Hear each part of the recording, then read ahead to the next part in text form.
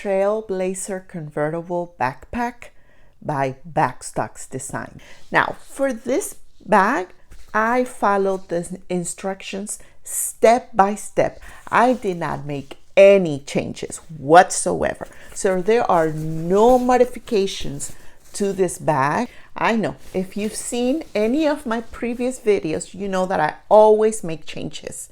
So in this video, you will see, in my opinion, what were the challenges for making this bag, whether the written instructions were clear and easy to follow, or if you also need to watch a video in order to be able to finish this bag. You're going to get an answer to those questions and more. So stick around till the end.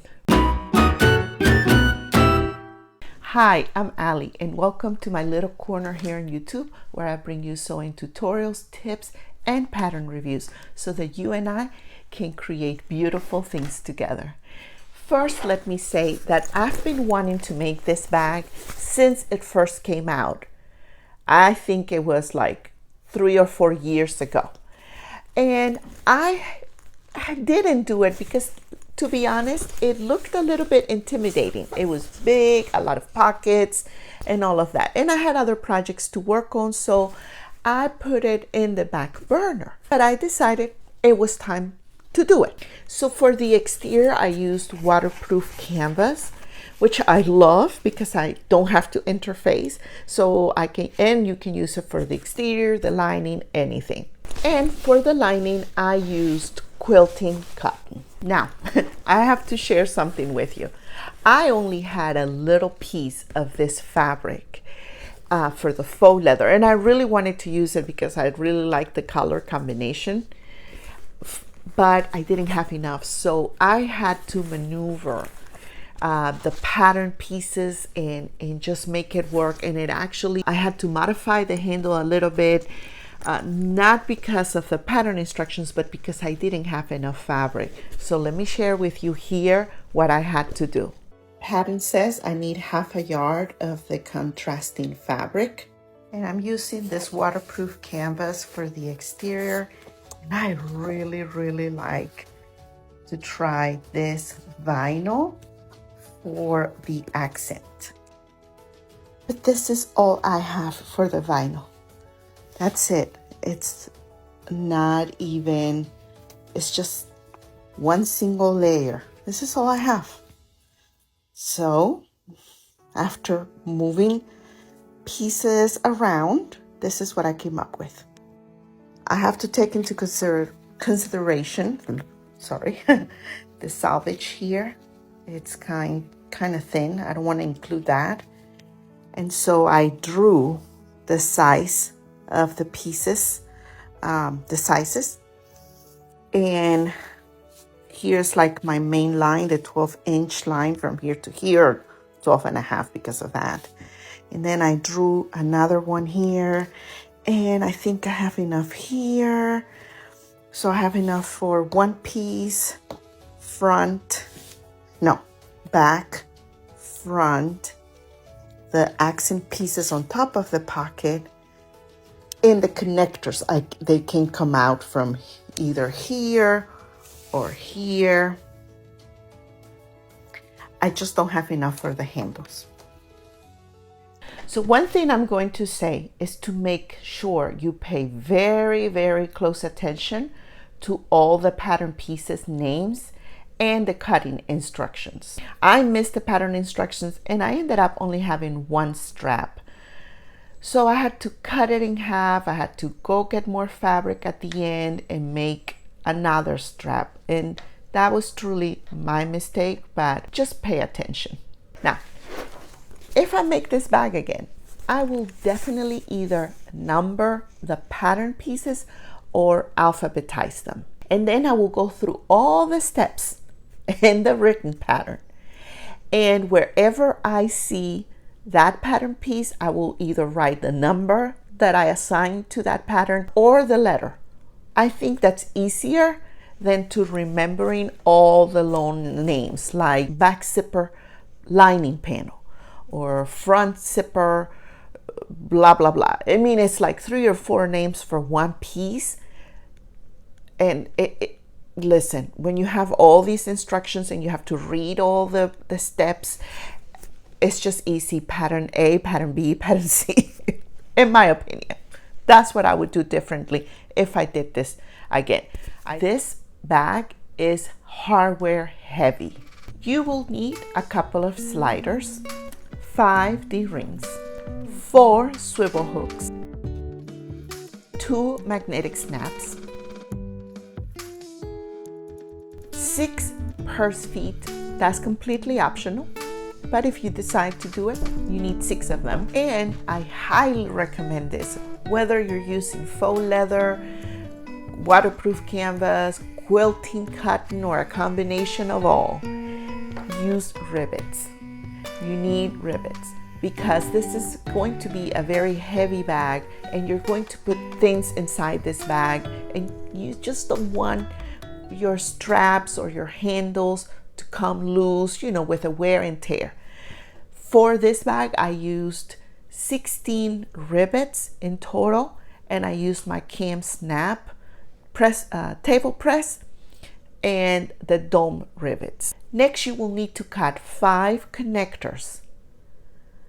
So I cut 3 from the faux leather because I had enough fabric for that, and 2 from the waterproof canvas. And so I put 3 in the back of the bag and the other 2 on the side panels. After you cut all the pieces for the exterior, the lining, the interfacing, the foam interfacing, etc., and you fuse them together based on the pattern instructions. There's some that you don't have to fuse, and there's some that you have to apply later on. So just fuse what the pattern instructions tells you up to this point. Then you're going to start assembling the bag. The pattern instructions say to make the straps at this point, after you kind of assemble some of the interfacing together. And I thought that, I said, well, I mean, I can make the straps at the end, but there's a reason for it. So go ahead and make your straps now at the beginning of the construction of this bag. I follow her steps on how to do the straps. I have a video here that shows you what to do if you're making the straps out of faux leather or waterproof canvas and you have bulky seams and you need to like reduce the bulk. So go ahead and watch that video if you need to. After that, the pattern designer starts making the bottom part of the bag. And at this point, you're going to add all your interfacing, your foam, and you're also going to add your purse feet. Then you're going to make your 5 connectors. And by that, I mean you're going to be joining the D-ring to the connectors, and 2 of them are folded differently than the 3 in the back. And you're going to also make your handles. Then you're going to attach your handles to the exterior top panel, and you're going to take one of the back connectors and also attach it, sew it, stitch it only. You're not going to add the rivets yet to the exterior top panel. Next is making the front flat pocket. Okay, and for this step, you're going to need to get your magnetic snaps. Now, one thing that I really liked about this pattern designer, and when you make bags in general, is trying to get all the hardware pieces done first, like your connectors, your flaps that have the magnetic snaps, anything that has hardware, get it done and set aside. It's a great tip because it helps keep things organized. So you're going to make the front flat pocket, this one with the zipper, and then the slip front pocket, which is this one right here. After you finish the front panel, which is doing the pockets and adding the exterior top panels and all of that, then you're going to do the same with the back without the straps. Just the back, just do your zipper pocket and attach your panels. Now, I have to say this. Please do this. For the zipper, especially for the back slip pocket here, I highly recommend that you cut your zipper at least 1 inch bigger than what is suggested in the pattern instructions. I find it easier to install the zipper when you have a little bit more of a zipper tape on this available on the sides, and then you trim it off after you place the zipper and after you stitch it in place. Then you can trim off any excess. I didn't do that with the back zipper. Having that little extra zipper will make it easier to handle it when you're placing it. And in case you don't catch it with your stitching, it doesn't come apart so easily once the bag is made and is being used. And really, this suggestion is also important for the front flat pocket and the lining zipper pocket. After doing all of this, you're going to make the side pockets. And making the side pockets is really easy for this bag. You simply make them by joining the exterior and the lining right sides together, fold them, and then join them to the side panels. After you have made your exterior, front and back and side panels, you're going to then add the foam. So I ended up cutting the foam and joining the foam to all 4 exterior panels using my sewing machine in the method that I show in this video, and how to join the foam when you are not quilting the entire piece and don't want to fuse it and can't fuse it together. Now, for this project, I used my walking foot instead of my regular foot, and I'm sharing here the settings for the zigzag stitching.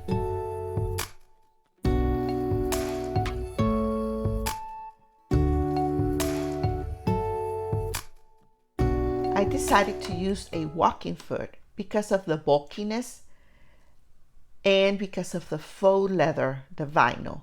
And I wasn't sure how the sewing machine was going to work with so much bulkiness and the faux leather. And I know the walking foot will help the feed dogs move the fabric easily. Now let's go ahead and add the connectors to the back and side panels. And at this time, I suggest installing all of the rivets, even for the straps, if you're adding rivets to your straps. And this is the only time where I changed the order of the steps a little bit, because she says to add the rivets for the back connectors later on, and also for the straps. And I had my table press out, so at this point I was going to add them all at the same time. And that is one suggestion I have, is just go ahead and get it all done now. At this point, you can finish your straps. Now I noticed that the pattern designer jumps quite a bit in between assembling the exterior panels and the lining panels. And because I was determined to follow the pattern instructions step by step, I didn't make any changes to this process. But in my opinion, I probably would have finished all of the exterior pieces and assembled the entire exterior bag, and then focus on the lining, which includes making the zipper pocket and the slip pockets for the lining, and then putting the lining pieces together. Instead, she starts the exterior, then goes back to making the zipper pocket and the slip pockets for the lining, then goes back to the exterior, and then goes back to the lining. But that's just a matter of preferences, I think. Installing the top zipper. Just follow the instructions on it. Her instructions are really good on how to install the top zipper. just follow the instructions. Now, one thing I noticed that it was not mentioned in the written instructions is that you need to turn your exterior panels, your exterior bag, once it's all put together, right side out to install the zipper. The good thing is that the pictures were very clear and I could tell that the bag was now right side out when she was installing the zipper. About the zipper tape, I follow the instructions for the measurements. And after I installed the zipper, look how long it is. Look, I don't think that's right. I mean, and then look at all this space I have here. And I would think that my zipper will go all the way to the beginning, but I follow the measurements that she said, and it looks like so far out. I don't know. That's just and so long. I think I'm going to cut this zipper and make it a little shorter and just add a zipper tab there. But at this point I cannot change this, but just, you know, something to look and pay attention. Now I show you here how to test your zipper after installing it and before joining the bag to the lining. It's facing down. So you're gonna pretend that you're closing it, and it looks straight here. And then when it gets to this part, you see your zipper is going to pull up, right? That way. So that's how you know your zipper is straight. After you attach your zipper, then you're going to insert your exterior bag right sides out inside your lining with the wrong side out. So right sides together, the right side of the exterior and the right side of the lining are together. And just make sure that you match your 4 seams here on the sides of your bag.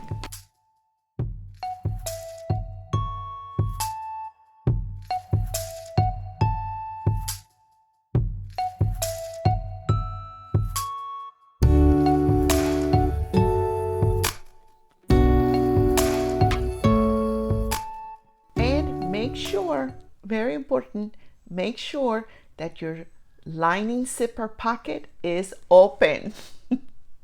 I cannot stress more to make sure the zipper length for your zipper pockets is longer than what the instructions say.